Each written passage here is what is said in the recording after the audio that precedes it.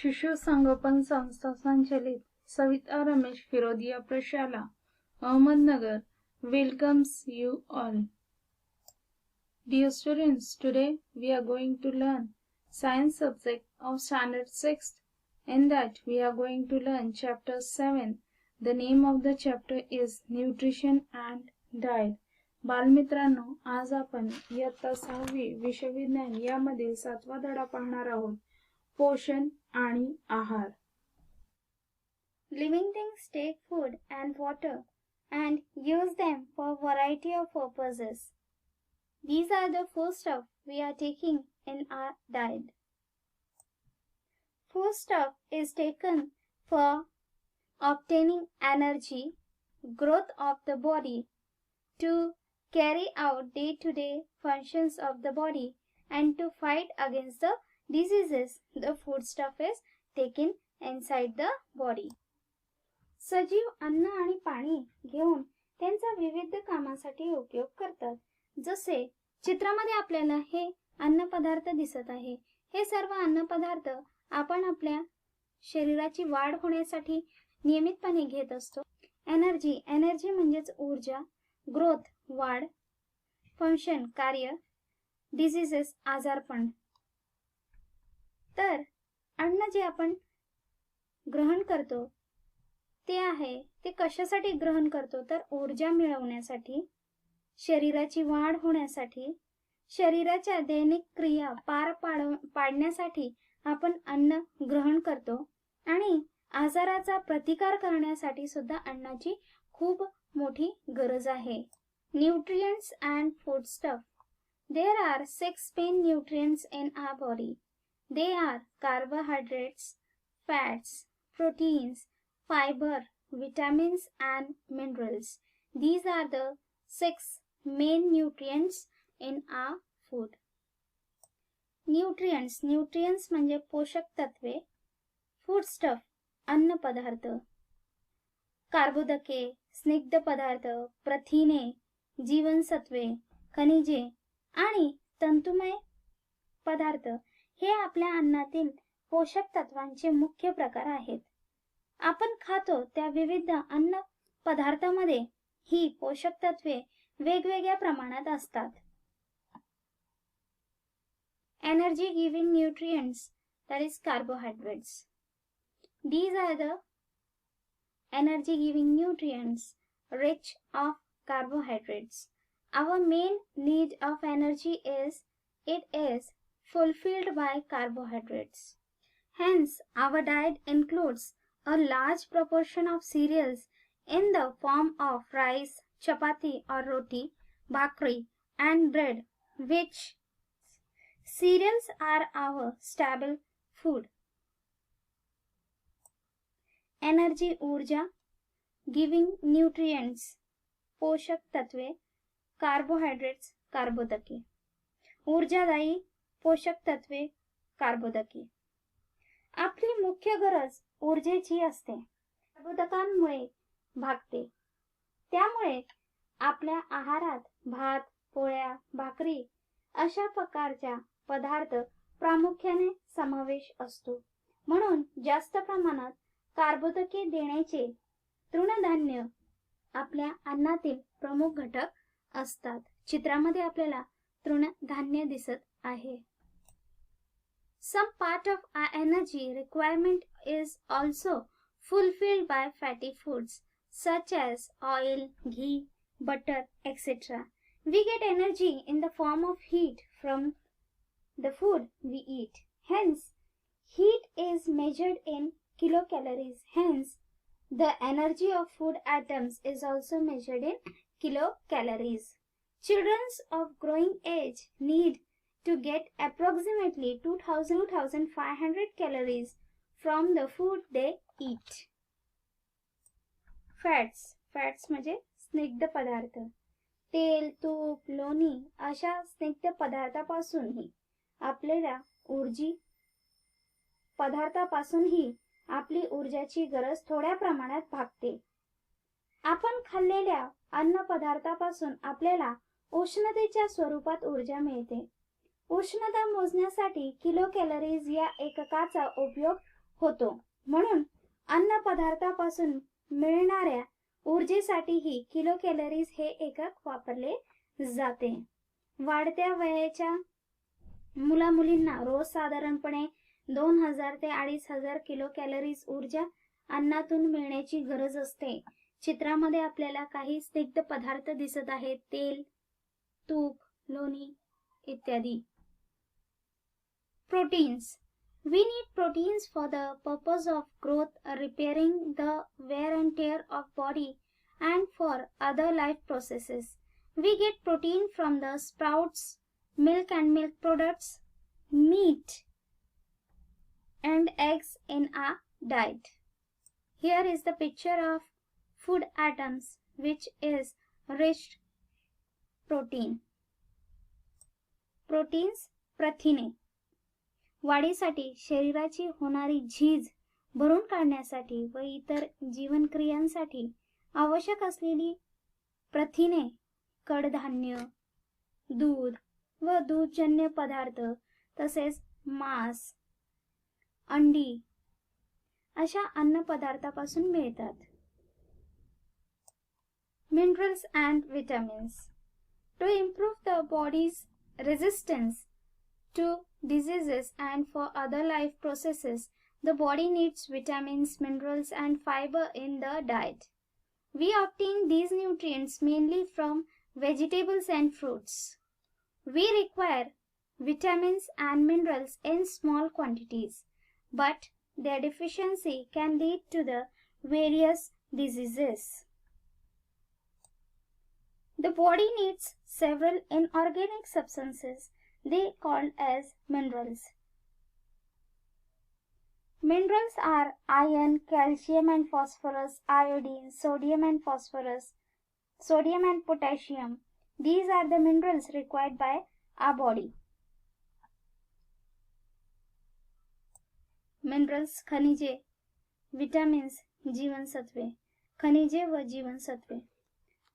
रोग प्रतिकार व शरीराच्या इतर जीवनावश्यक क्रियांसाठी खनिजे, जीवनसत्वे आणि तंतुमय पदार्थ यांची आवश्यकता असते. ते आपल्याला प्रामुख्याने भाज्या, फळं याच्यापासून मिळतात. खनिजे व जीवनसत्वे यांची आपल्याला अल्प प्रमाणात गरज असते, परंतु त्यांच्या कमतरतेमुळे आरोग्यावर गंभीर परिणाम होऊ शकतात.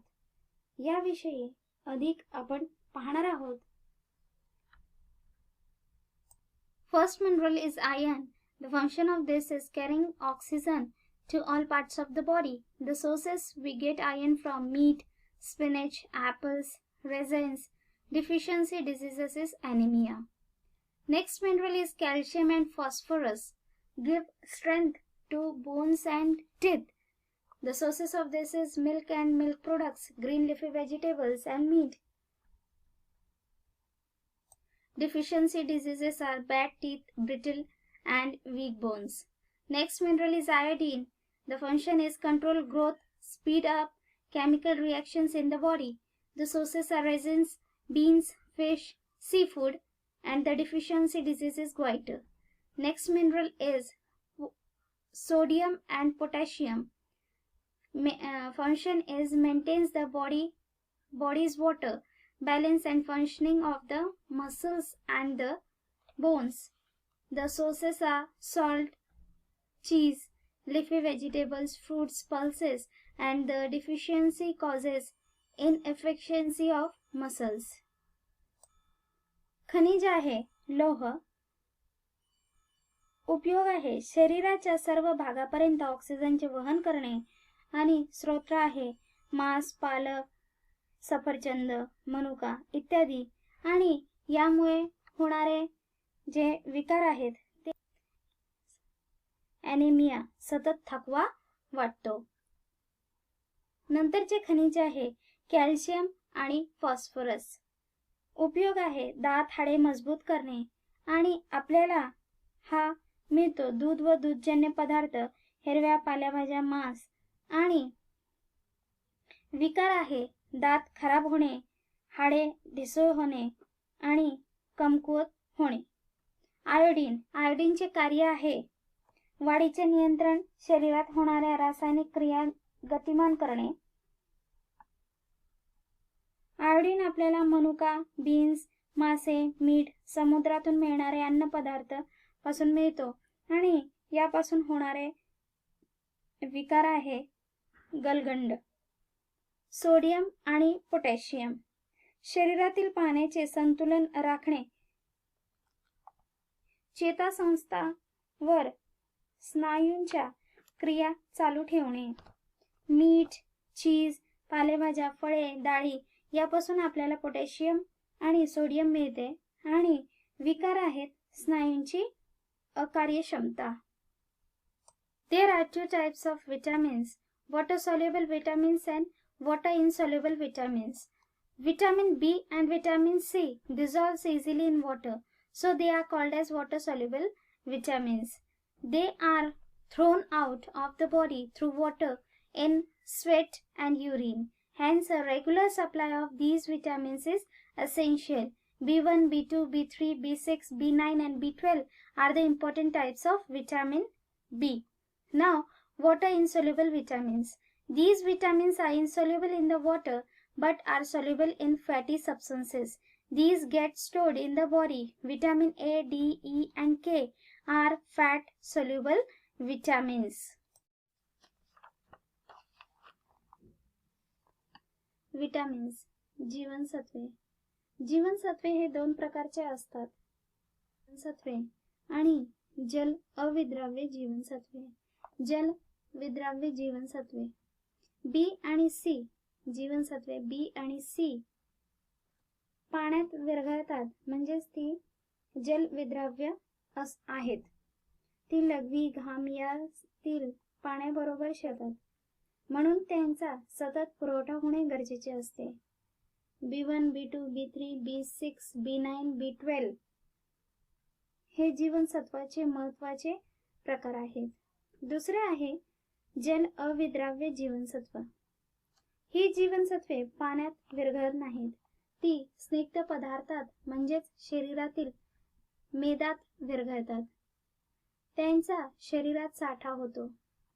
A, D, E, K ही जल अविद्राव्य जीवनसत्वे आहेत. This is a picture of scurvy disease. This disease caused due to the deficiency of vitamin C. This is a rickets disease. Rickets is caused due to the deficiency of iodine. Scurvy हा रोग जीवनसत्व C च्या कमतरतेमुळे होतो.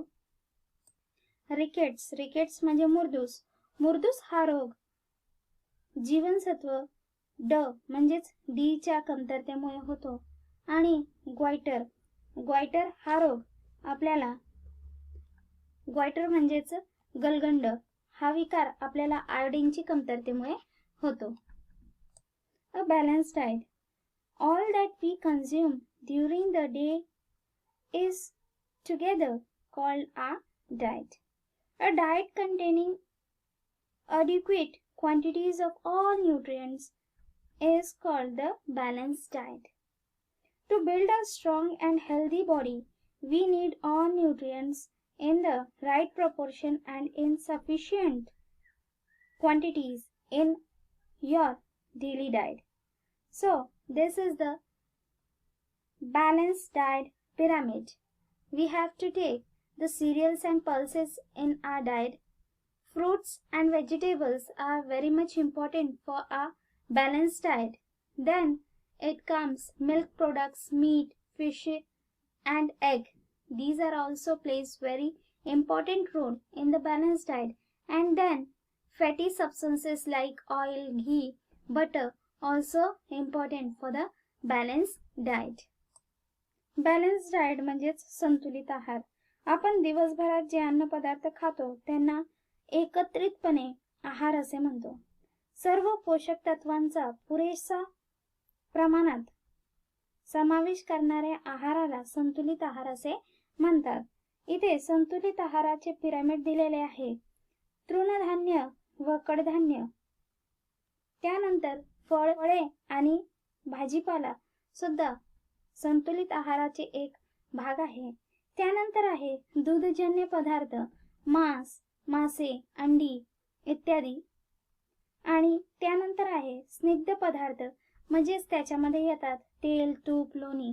हे सर्व मिळून एक संतुलित आहार तयार होतो, जो आपल्या शरीराच्या वाढीसाठी महत्त्वाचा असतो.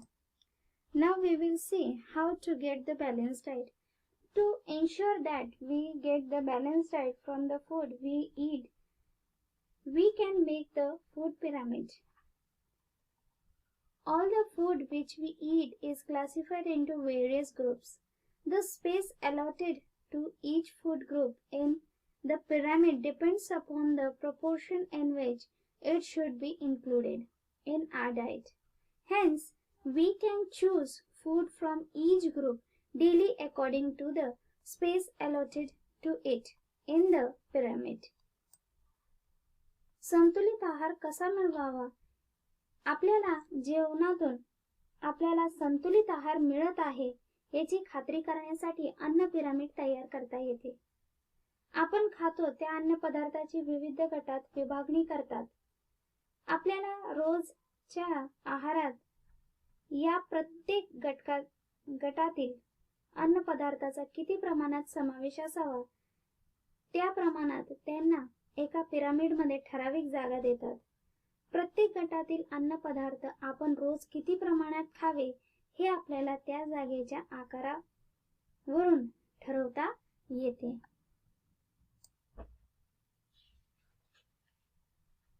Significance of a balanced diet and increased capacity to work. The balanced diet helps in good physical and mental health.